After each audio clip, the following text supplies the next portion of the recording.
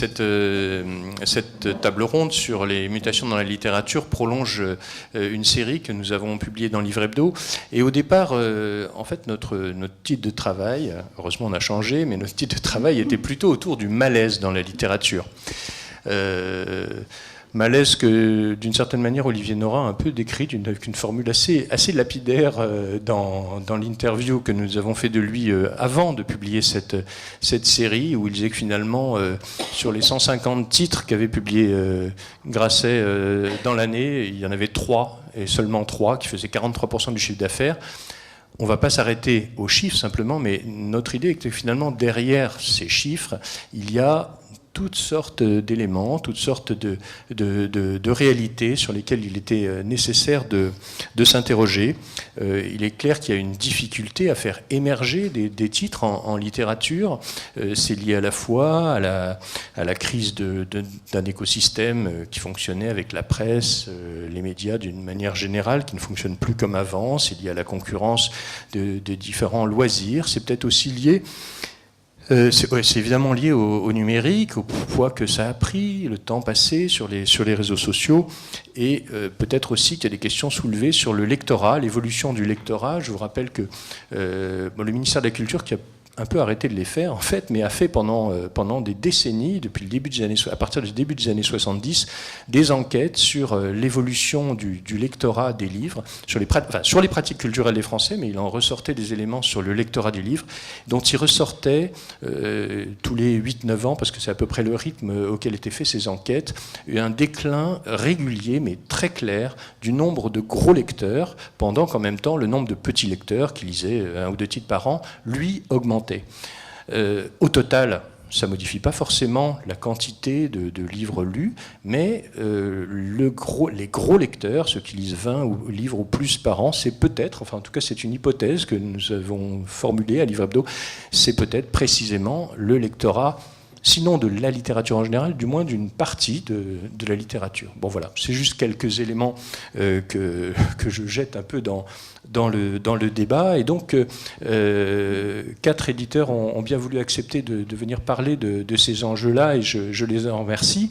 Donc, en commençant à votre droite, Olivier Nora, le PDG de Grasset, Anna Pavlovitch, qui est la directrice éditoriale du secteur littérature de Flammarion, Benoît Viraud, qui est l'éditeur du Nouvel Attila, une petite maison qui participe d'une galaxie avec Anne Carrière, aux Forges du Vulcain, enfin d'autres maisons, il l'expliquera peut-être tout à l'heure, et enfin Cécile Boyer-Ringe, qui est la PDG des éditions Robert Laffont.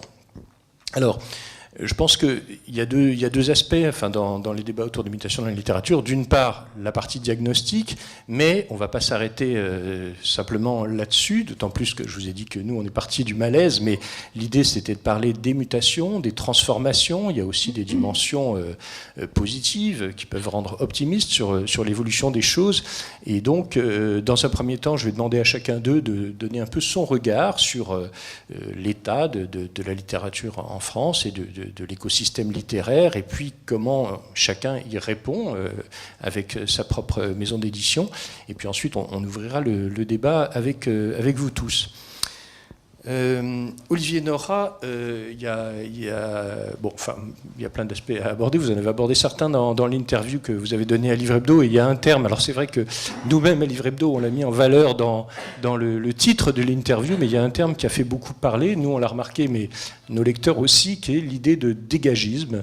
Donc en fait, qui je pense aussi, donne l'idée d'une transformation assez brutale finalement du monde littéraire. Peut-être vous pouvez expliquer un petit peu comment vous abordez les choses. Bonsoir à tous.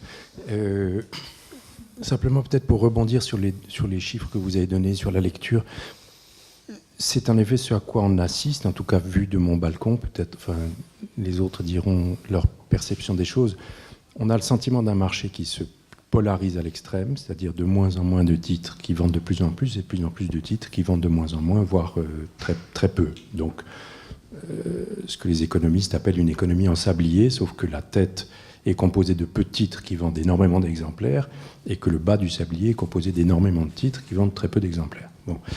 Et ça, c'est évidemment préoccupant quand on a la volonté de publier de la création et d'essayer d'investir sur du temps long. Ça, c'est une des difficultés. La deuxième, vous l'évoquez, c'est la question du lectorat et des lecteurs. C'est vrai que la population des gros lecteurs, des archi-lecteurs, des lecteurs à plus de 20 ou plus de 30 titres par an, ça me nuise, et que le lecteur occasionnel augmente. Mais le lecteur occasionnel augmente, c'est un peu du non-lecteur qui achète du non-livre dans des non-librairies. Donc ça fait en effet beaucoup de quantité de livres, mais ça ne recoupe pas forcément la production de telle ou telle maison. Donc on peut se trouver, si on n'a pas les fameux 2, 3, 4 titres qui font la moitié du chiffre d'affaires de l'année, on est effectivement c'est un vrai problème. Donc pour des gens qui se préoccupent du temps long et qui investissent sur des auteurs avec l'idée traditionnelle que c'est au premier, deuxième, troisième, quatrième livre qu'on finira par conquérir un lectorat pour un auteur, la question qui se pose, c'est vraiment de s'acheter du temps. Comment fait-on pour être en capacité à court terme de s'acheter le temps long qui va permettre de laisser fructifier des talents?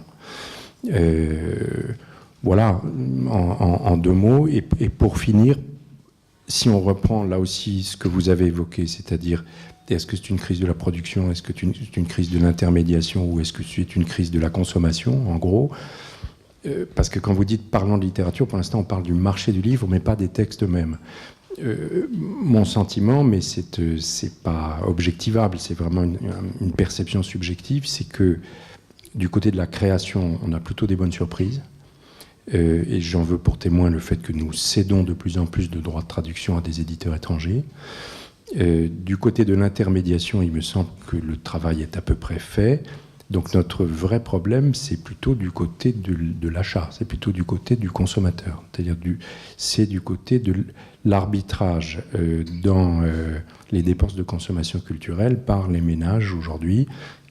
Quelle est la place accordée aux livres quand il y a 1000 autres objets culturels qui sont des objets de sollicitation? Pas parce qu'il y aurait eu une transformation numérique, pas parce qu'il y aurait du papier qui aurait basculé vers le numérique, mais parce que simplement l'amortissement de l'abonnement à Netflix, à Canal+, le temps passé sur les réseaux sociaux par les gosses, le temps passé sur la téléphonie mobile font que le livre est en train peut-être de se marginaliser un petit peu. Voilà en deux mots quelques idées que je lance, mais juste pour lancer le débat. Merci Olivier. Anna, depuis que vous êtes arrivé chez Flammarion, il me semble que vous avez pas mal ouvert l'éventail éditorial, enfin dans le secteur de la littérature. Je ne sais pas si vous partagez le constat d'Olivier. Bonsoir. Non, j'ai pas cette prétention-là. Je crois que j'ai eu la chance d'arriver dans une maison généraliste qui a toujours eu un éventail éditorial très large. Il y a des choses qui ont pu se voir, mais il y en a eu par le passé aussi. Oui, évidemment, je crois qu'on partage tous le même constat. Cette hyper-bestsellerisation dont vous avez parlé, ce tassement vers le bas de ce que on appelait avant les ventes moyennes, on a l'impression que les 5000 exemplaires n'existent plus. Même les 3000 des fois, ça se tasse à 282, à 192 pour un livre sur lequel l'éditeur a passé des heures et l'auteur une partie de sa vie. Donc on a l'impression d'une disparition de cette tranche-là qui peut correspondre à quelque chose qui existait avant, enfin qui existait quand on a tous commencé à travailler. Il y a un autre élément, moi, qui me frappe et qui m'afflige, et qui me fait peur, pour lequel j'ai aucune solution, c'est tout ce qu'on s'est dit de ce marché-là, plus une course effrénée à la chair fraîche, au sang neuf, à la nouveauté.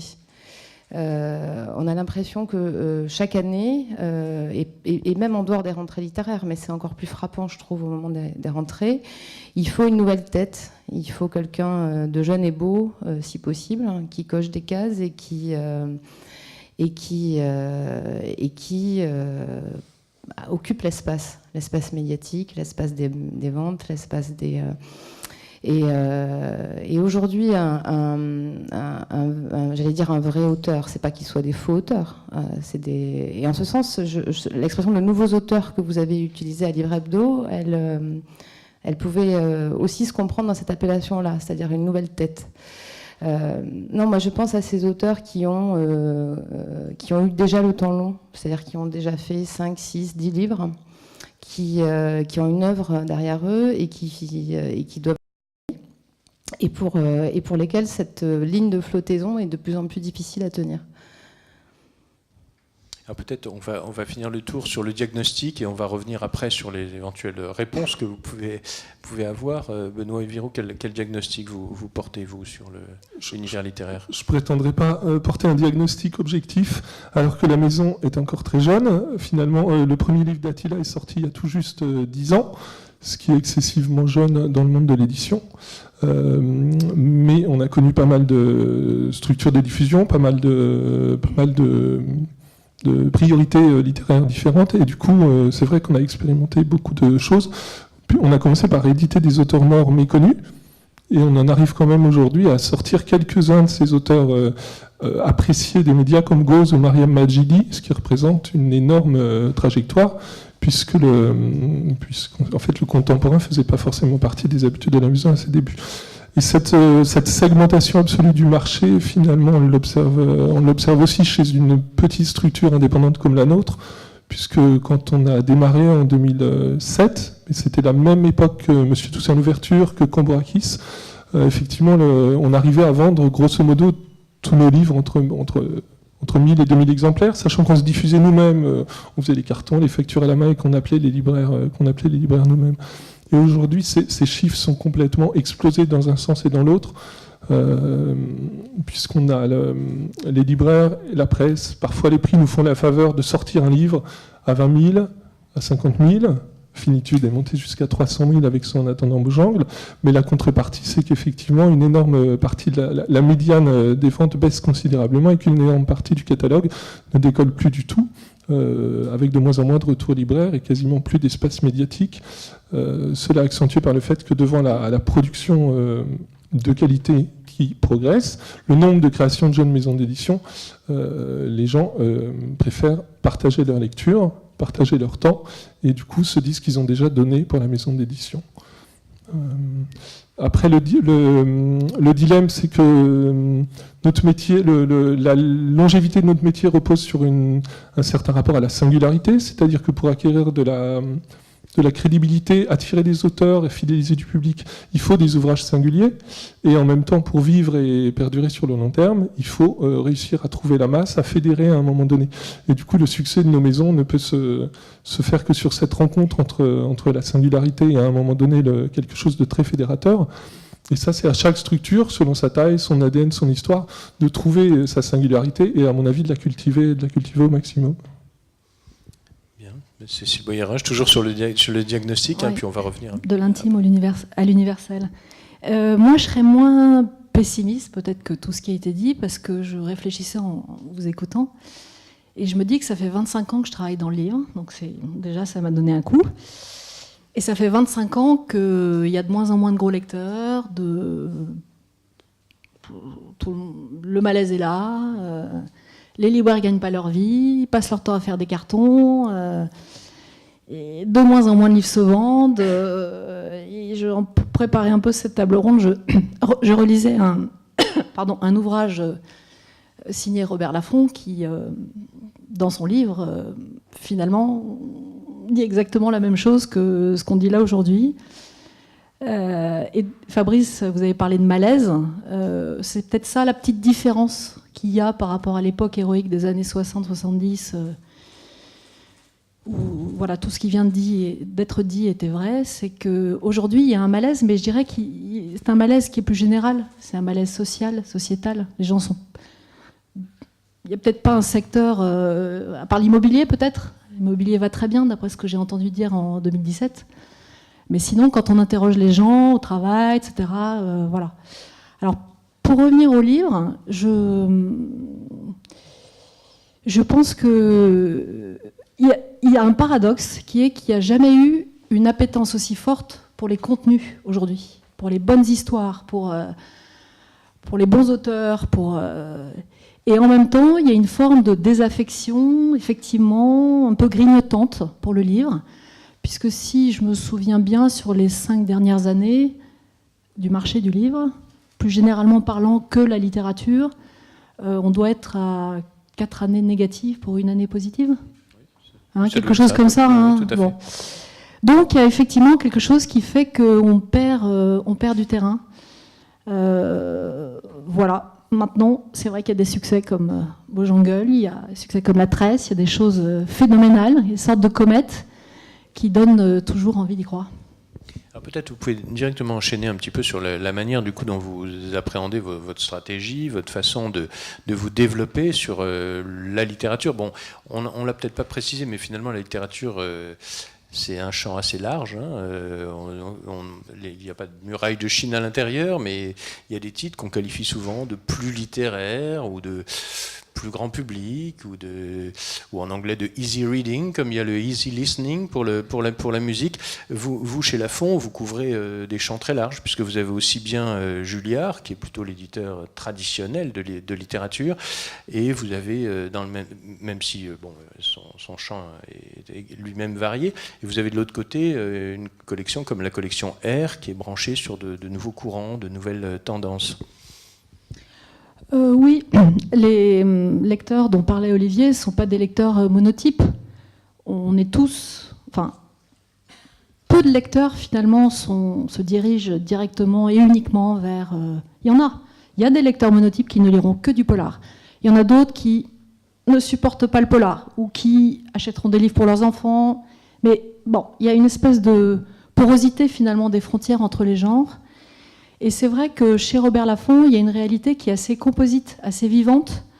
On a à la fois cette collection R qui s'adresse à la jeunesse, ce qu'on appelle les young adultes, qui démarre vers l'âge de 15 ans et qui se finit, je ne sais pas très bien à quel âge, mais qui est un peu transgenre, transgénérationnel, et qui nous permet d'attirer de nouveaux lecteurs, finalement, et d'expérimenter aussi de nouvelles façons de les approcher, de sentir leur goût, leur appétence. Et ça, c'est peut-être quelque chose d'assez différent par rapport à il y a quelques années, c'est la création de liens directs entre l'éditeur et les lecteurs. Alors, sans forcément passer dans le dos du libraire, c'est-à-dire que le libraire, via les réseaux sociaux, peut tout à fait...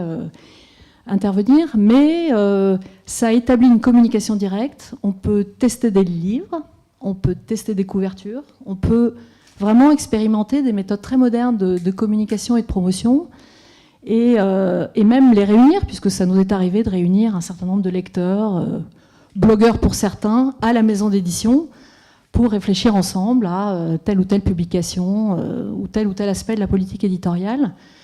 On a l'ensemble composite de Robert Laffont, qui comprend à la fois un ensemble non-fiction et fiction, fiction étrangère, fiction française. On a aussi un rayon poche. On a une collection qui va fêter ses 40 ans l'année prochaine, qui est la fameuse collection bouquins, à la Bibliothèque universelle de l'honnête homme, chère au cœur de Jean d'Ormesson, et qui nous permet également de nous exprimer en publiant... des anthologies, des auteurs pour la plupart morts, mais qui deviennent un peu plus vivants, là, avec quelques parutions récentes, puisque la collection s'est ouverte à des auteurs bien vivants d'aujourd'hui. Et puis, bien sûr, la Maison Julliard, qui publie indéfectiblement de la fiction française, avec un nombre de titres extrêmement... normé chaque année. Il n'est pas question d'aller vers de l'inflation de publications. Et tout cela nous permet effectivement de jouer sur un certain nombre de tableaux pour être présent auprès de différentes générations, différents publics. Anna Pavlovitch, chez Flammarion, comment vous construisez votre programme? Parce que finalement, quand on regarde ce que vous publiez, vous avez des auteurs extrêmement divers. Enfin, je pense, est-ce que vous travaillez de la même manière pour éditer, je sais pas, Grégoire Bouillet et Michel Houellebecq, Fred Vargas, Gilles Le Gardinier? On est dans un éventail assez large. Oui, la réponse est oui. Je travaille exactement de la même façon et les éditeurs travaillent de la même façon. C'est-à-dire que il s'agit d'auteurs, il s'agit d'éditeurs, il s'agit d'un temps long, il s'agit de rencontres et d'accompagnement. Et le travail est le même. Le travail est absolument le même, les attentes aussi. Donc oui. Mais je ne sais pas quels objectifs vous fixez. Bon, dans la publication de littérature, est-ce que vous fixez des objectifs par rapport à un type de littérature ou plusieurs types de littérature? Vous mettez le doigt sur un point qui est au fond, comment est-ce qu'on doit définir cette question de la littérature qui est dans le sujet même de cette rencontre, et à laquelle j'ai beaucoup de mal à répondre. Je crois pas qu'on puisse... Quand je suis arrivée chez Flammarion, la maison était organisée par division, qui ne correspondaient pas à des collections existantes, mais à des divisions financières, en fait. Avec d'un côté la littérature grand public et de l'autre une littérature dite blanche, ce qui par ailleurs était assez comique pour une maison dont l'actionnaire est Gallimard.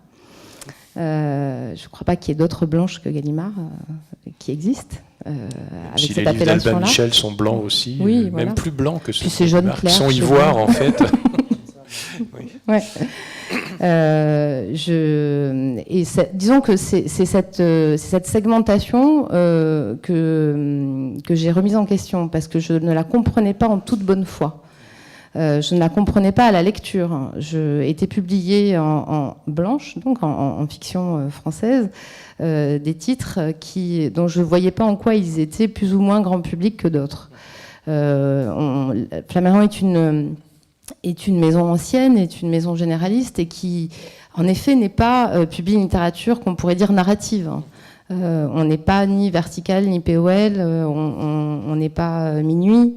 Donc la littérature a toujours été romanesque, s'il fallait définir. La segmentation entre le grand public et ce littéraire-là, et donc si on va au bout des choses, on pourrait dire que le grand public correspondrait à peut-être à une demande, alors que le reste serait une littérature de l'offre. Ça, j'y crois pas du tout. Je crois pas à la fabrique des best-sellers. Je crois qu'aucun éditeur qui a un tout petit peu de bouteille peut y croire. Et du coup, oui, ils sont traités exactement de la même façon, chaque livre, c'est-à-dire comme des prototypes. Je crois qu'il y a une nuance très claire entre la littérature de genre dont tu parlais, Cécile, et une littérature plus romanesque. Enfin, je viens d'une maison de poche qui est J'ai lu, qui est très puissante sur le secteur de la littérature de genre, donc je connais bien la littérature de genre. Et je sais que ça ne correspond pas à ça. C'est pas la même chose. La littérature de genre est extrêmement codée. Les textes ne sont pas les mêmes. Donc voilà, je ne sais plus d'où on partait. Mais vous avez répondu. Donc non, disons que la seule chose que j'ai pu remettre en question, c'est ces appellations-là. On fait une littérature de l'offre, on ne répond pas à la demande, je ne crois pas aux études de marché, je ne crois pas qu'on fabrique un best-seller, et les auteurs sont traités, je dirais, avec le même respect. Après, je me suis attachée, mais on s'est attaché avec les éditeurs, avec le studio peut-être, à considérer que certaines couvertures, quel que soit le livre et quel que soit l'auteur, devaient... moi, ce que j'aime pas dans la notion de littérature grand public, c'est qu'elle se caricature et qu'il y a un souverain mépris derrière.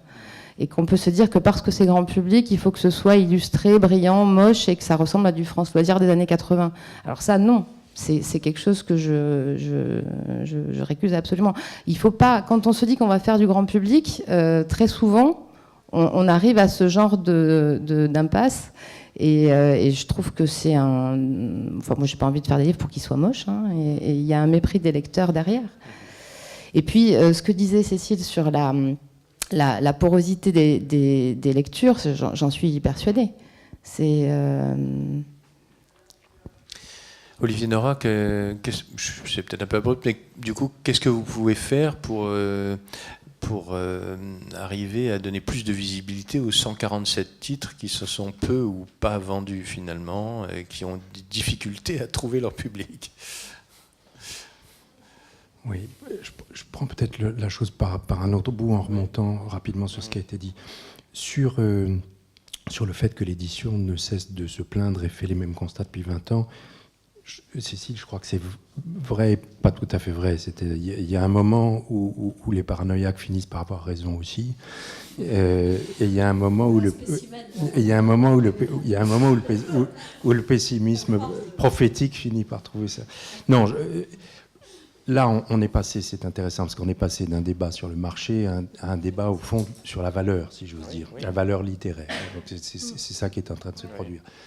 Et ça, c'est évidemment la question piégeuse par définition, parce que bon, un livre en littérature, c'est quoi? C'est un auteur, un sujet, un traitement de ce sujet, une narration, une langue, en gros. Bon.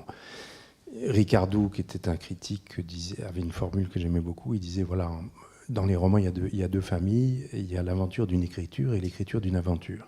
Bon, ce que je trouve assez parlant. Alors, ce qu'il y a de vrai, me semble-t-il, ça c'est incontestable, c'est qu'on a de plus en plus de difficultés à trouver le public pour la partie aventure de l'écriture. C'est-à-dire, on vend des livres avec des sujets, on vend des livres avec des auteurs, on vend des livres qui se trouvent être à la croisée des chemins de questions qui intéressent pour une raison ou pour une autre notre actualité. Mais après, le questionnement sur la façon dont ces sujets sont traités, sur la langue, sur l'écriture, le travail de l'écriture, bref, l'aventure de l'écriture, ça c'est quand même quelque chose qui a beaucoup, beaucoup perdu de terrain partout. Pas seulement dans l'audience que le public peut y accorder, mais aussi dans la critique. Ça fait longtemps que je n'ai pas lu de critique sur la langue. On parle d'un livre, on parle de ce que ce livre raconte, on parle de l'écriture d'une aventure, autrement dit. C'est-à-dire d'un récit, d'une diégèse, de personnages, de caractères. Mais la langue. Or, si vous regardez, c'était quand même beaucoup ça, quand on posait des questions à nos grands anciens, pourquoi publiez-vous ceci plutôt que cela? Ils vous répondaient, la musique, la phrase, la langue, la seconde. Bon, c'était quelque chose qui relevait de l'oreille. La littérature française était quand même marquée par le nouveau roman. Quelque chose qui relevait de l'oreille, si vous voulez. Bon. C'est vrai que c'est moins, me semble-t-il, une préoccupation aujourd'hui, et que cette partie. Donc, ces archilecteurs, ces grands lecteurs que nous perdons, c'est une partie des lecteurs qui s'intéressaient à ce type de texte. Alors qu'après, on se dise, mais globalement, les chiffres consolidés de l'édition se portent pas si mal.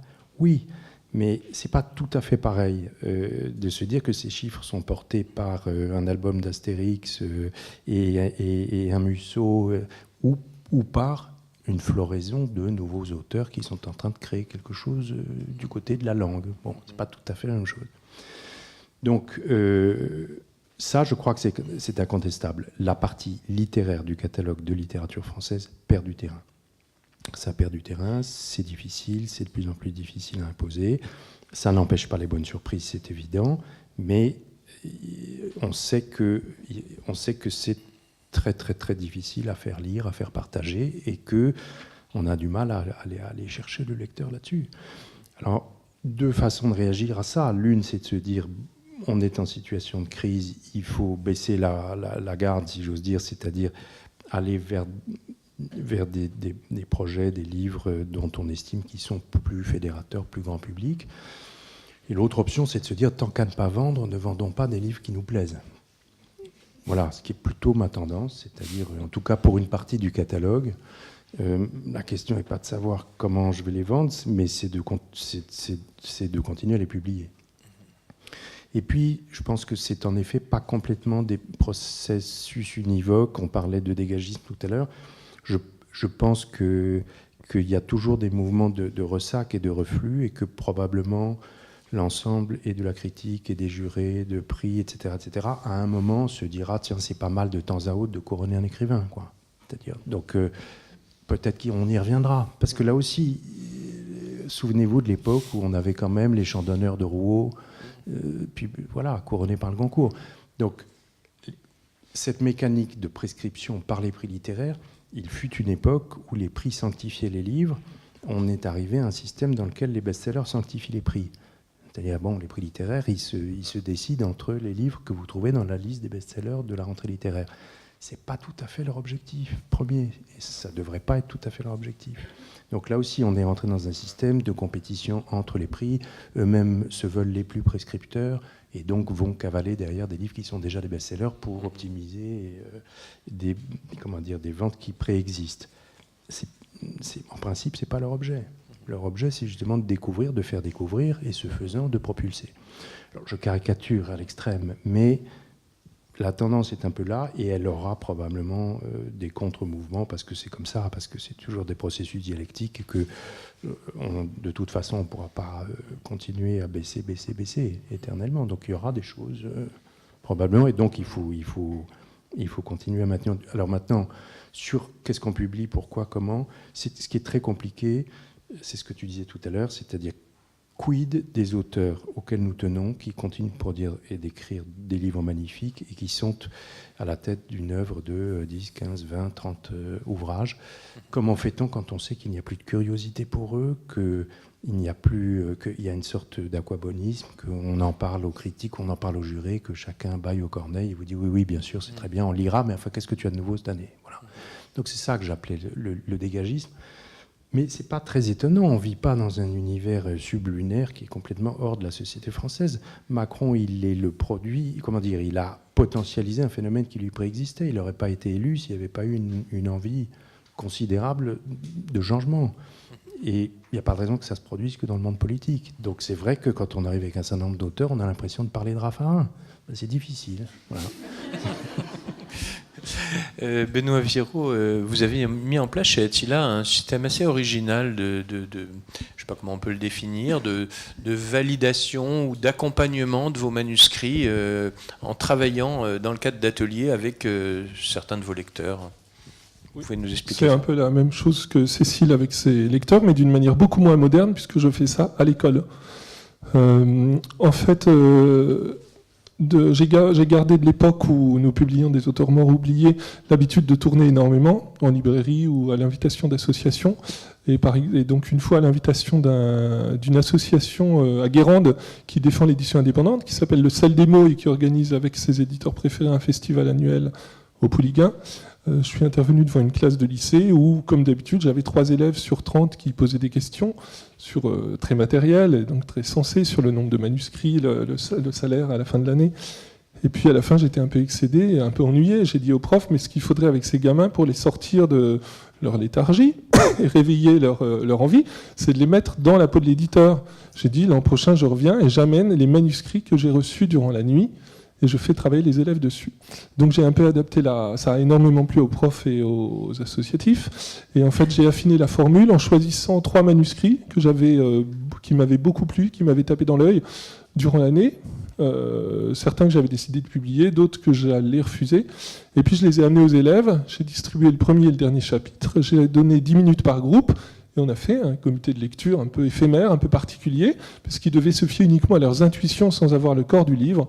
Et je leur ai dit, ben voilà, vous travaillez exactement dans les conditions réelles d'un éditeur qui a en moyenne 10 minutes pour se faire une idée d'un manuscrit anonyme. Et vous allez devoir, sans les outils de l'analyse littéraire, et uniquement avec vos tripes, dire pourquoi vous aimez pas, ce que vous aimez et ce que vous n'aimez pas. Et c'est devenu de leur côté un outil pédagogique pour leur faire comprendre ce que c'est qu'éditer, pour désacraliser aussi un peu le rapport au livre, pour pas qu'ils pensent qu'une chose est bien parce qu'elle est imprimée ou est pas bien parce qu'elle est encore impubliée. Et de mon côté, c'est devenu un outil que je ne soupçonnais pas au départ, mais assez formidable pour affiner ma grille de lecture des textes et notamment les argumentaires que j'allais pouvoir diffusé auprès des libraires et auprès des journalistes. C'est-à-dire que je me suis aperçu d'abord avec ces classes de lycéens, puis plus tard j'ai reproduit le système avec des abonnés de bibliothèque aux correspondances de Manosque et dans d'autres festivals.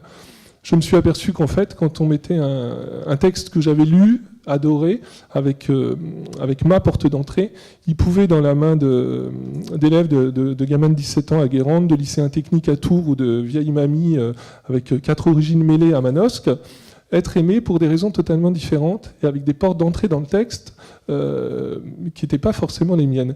Et je me suis rendu compte que je pouvais enrichir considérablement mes intuitions, notamment sur le potentiel, et aussi certains mots-clés, puisque évidemment le discours aux commerciaux puis aux journalistes repose beaucoup sur quelques phrases qu'on va prononcer d'emblée lors de la présentation des livres. Et du coup, voilà, j'ai l'impression que ça nous a enrichis des deux côtés, mais moi, ça m'a permis pas tant de valider que de tester des choix dont j'étais bien convaincu, mais dont je ne pouvais pas forcément deviner la trajectoire.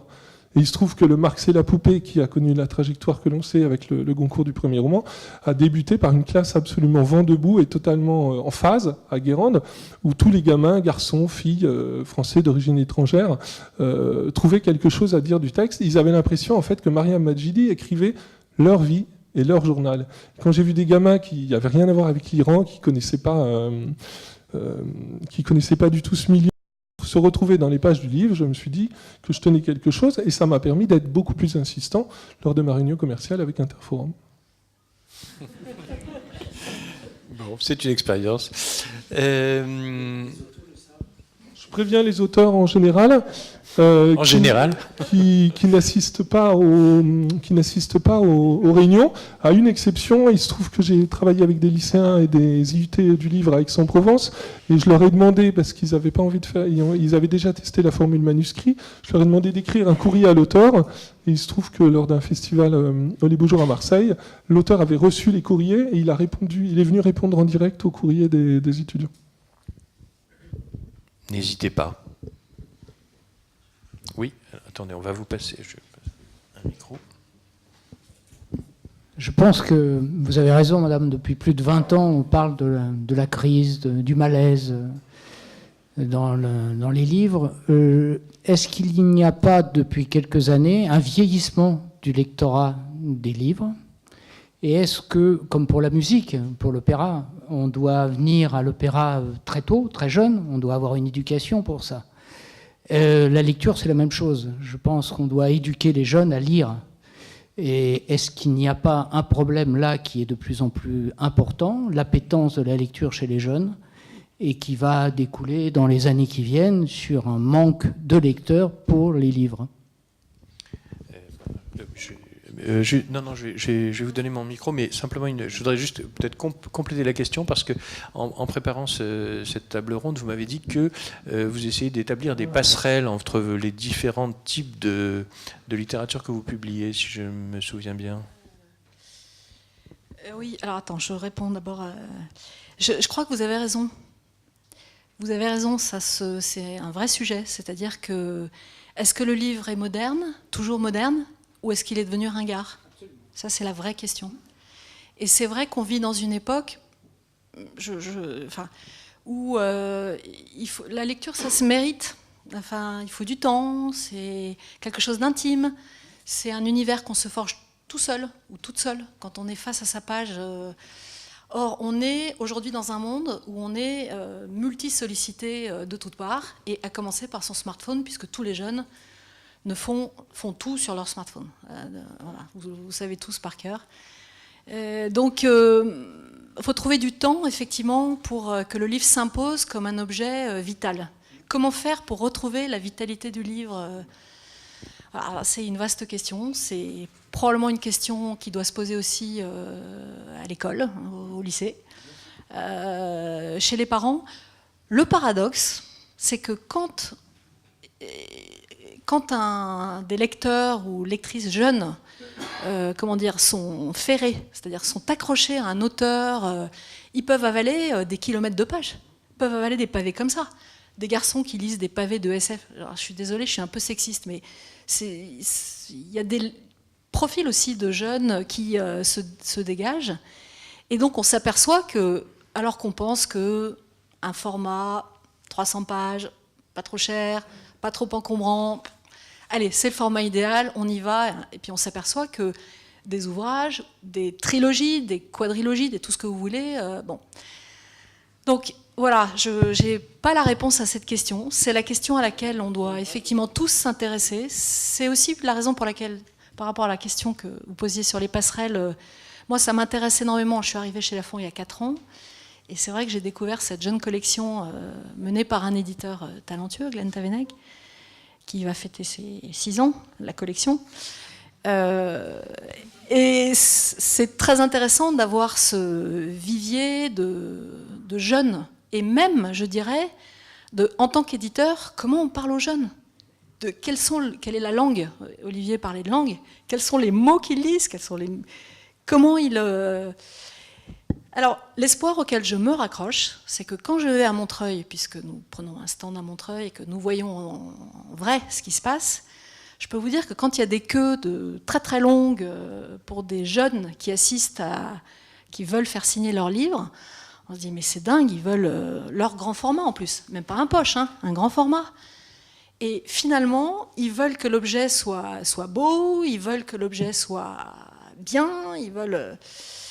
Donc voilà, on est un peu sur une ligne de crête pour continuer à faire en sorte que la lecture soit quelque chose qui soit moderne chez les jeunes.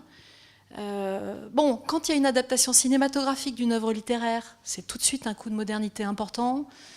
Netflix n'est pas en reste hein, sur beaucoup de sujets. Voilà, j'ai pas... Olivier Nora. Ça me paraît capital ce que vous disiez. Très bon, tellement capital.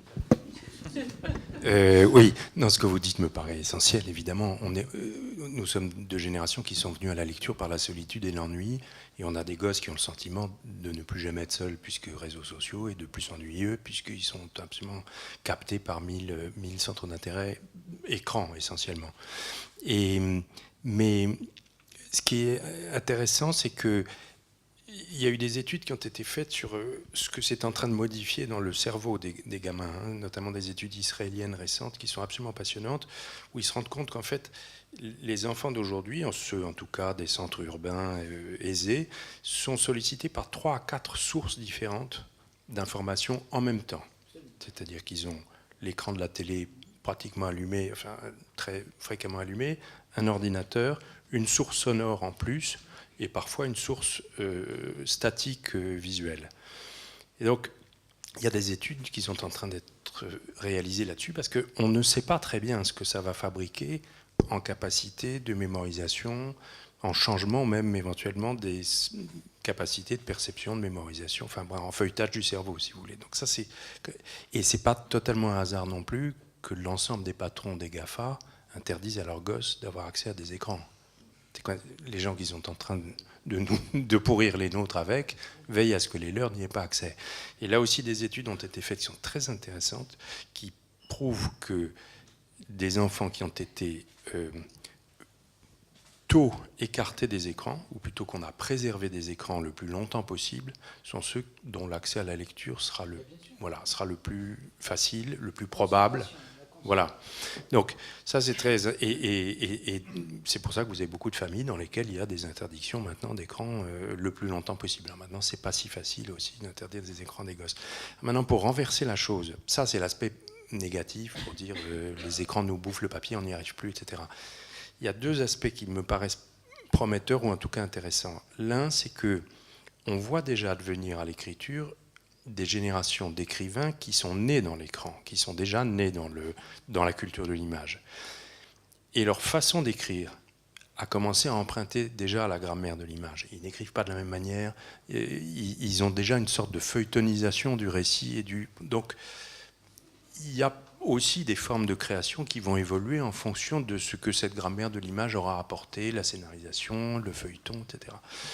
Et deuxièmement, il n'est pas exclu de penser que pourraient se trouver à l'avenir des créateurs qui seront à la frontière du papier, de l'image et du son, et qui arriveront à marier avec des projets différents ces 3 univers. Aujourd'hui, on ne raisonne plus qu'en termes de online parce que c'est Internet qui a gagné, mais on a eu pendant des années des investissements sur le offline, ça s'appelait le CD-ROM. Vous avez eu des millions qui ont été dépensés aux États-Unis pour créer des CD-ROM à l'époque où le online, personne n'y croyait, et vous aviez des choses passionnantes qui avaient été faites. Donc là aussi, je ne sais pas si ces créateurs viendront vers ce qu'on appelle aujourd'hui des éditeurs, si ça émanera plutôt du côté de la production de l'image ou de la production du son. Mais ce qui n'est à l'heure actuelle qu'une prouesse technologique pourra devenir quelque chose un jour qui offrira plus que la rencontre simple de l'image, du son et du texte. Et donc là aussi, il ne faut pas simplement se dire c'est en train de bouffer notre monde d'hier. C'est peut-être une promesse aussi de création multimédia nouvelle, et si c'est ça, il faudra qu'on en soit aussi les acteurs. En t'écoutant, je pensais à ce passage de Fahrenheit, le roman de Bradbury, qui dépeint ce monde, vous savez, où les livres sont brûlés, où les livres sont interdits, et où les gens vivent dans des maisons, enfin dans des appartements dont chaque mur est un écran. Et à un moment, le vieux professeur qui symbolise ce monde d'avant, dont Bradbury aurait pu en faire un éditeur d'ailleurs, dit le problème n'est pas les murs, hein, le problème est ce qu'on y met. Et je crois que la question du contenu est quand même majeure là encore. Et c'est ce qui permet peut-être, je rebondis complètement sur ce que tu dis, un pessimisme trop grand. Moi je suis frappée par la qualité de certaines séries télé que regarde mon fils. Je trouve qu'il y a là une forme de narration, somme toute très classique, puisqu'en effet c'est du feuilleton, et de très très grande qualité. Il y a là peut-être en effet une nouvelle forme d'écriture. Benoît Viraud. Je suis pas non plus inquiet pour le support papier en tant que tel, parce que quelle que soit la forme du livre, il y aura toujours besoin d'un éditeur pour travailler avec un auteur et pour transmettre à des lecteurs. Par contre, une part de plus en plus grande de nos activités, ça sera peut-être pas le rôle des éditeurs, mais celui des libraires ou celui des organisateurs de festivals, sera d'aller chercher quasiment physiquement les lecteurs qui mettent plus les pieds dans les librairies parce qu'ils sont trop intimidés ou trop paresseux ou qu'ils ont perdu tout simplement l'habitude et le référent. Du coup, là, pour prendre l'exemple de la région Île-de-France, ils font un travail considérable en direction des lycées à travers un prix des lycéens Île-de-France qui, dans toutes les classes de Paris et de la banlieue, dans des classes volontaires de Paris et de la banlieue parisienne, lisent chaque année 5 ouvrages de genres très différents avant de voter pour un lauréat et de se réunir et de rencontrer un des auteurs en lice et de se réunir pour la remise à la fin de l'année. Il y a également de plus en plus de festivals qui organisent des rencontres dans des lieux un peu décalés pour aller vraiment au contact de gens qui ont perdu l'habitude de la fréquentation de la librairie. Du coup, c'est une part un peu militante, un peu associative qu'on n'intégrerait pas forcément à l'esprit, mais qui permet de toucher en peu de temps beaucoup plus de monde qu'un conseil libraire, même le mieux inspiré et le plus efficace. Le lecteur occasionnel, on sait quand même qu'il achète moins en librairie. Oui. Et qu'il achète des livres de très grande série. Enfin, ce que je disais dans cette boutade tout à l'heure, c'est du non-lecteur qui achète du non-livre dans du non-point de vente, enfin dans la non-librairie. C'est caricatural, mais enfin c'est un peu ça. C'est 1, 2, 3 livres par an en hypermarché avec de l'hyperbest. Bon, est-ce que ça, c'est une conquête ?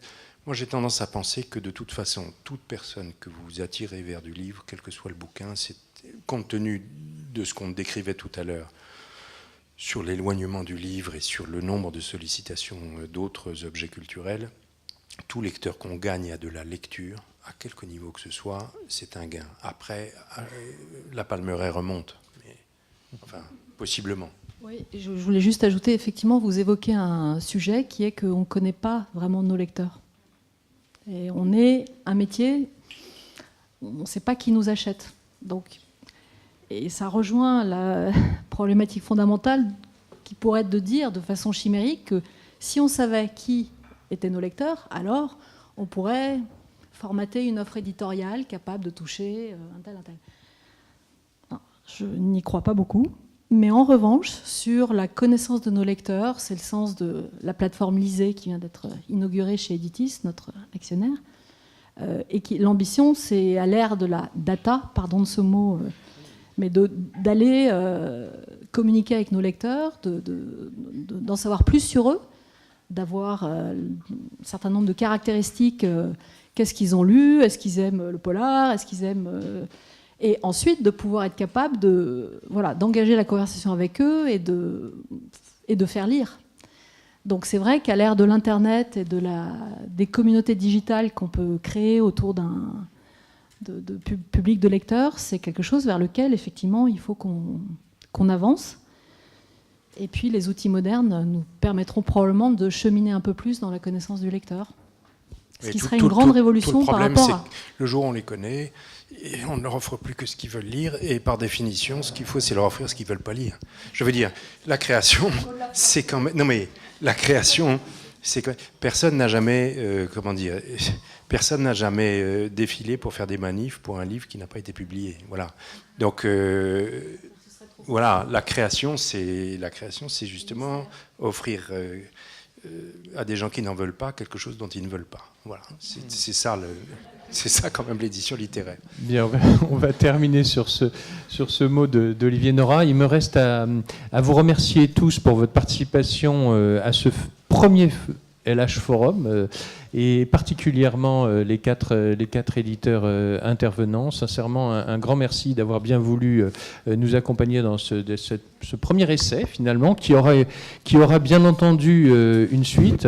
Comme vous l'a dit Michel Lano, c'est quelque chose que nous démarrons, que nous avons prévu de développer, et qui aura une suite dès le 24 mai, où nous avons prévu donc le deuxième forum, qui sera consacré à un sujet très différent, puisqu'on parlera de la librairie.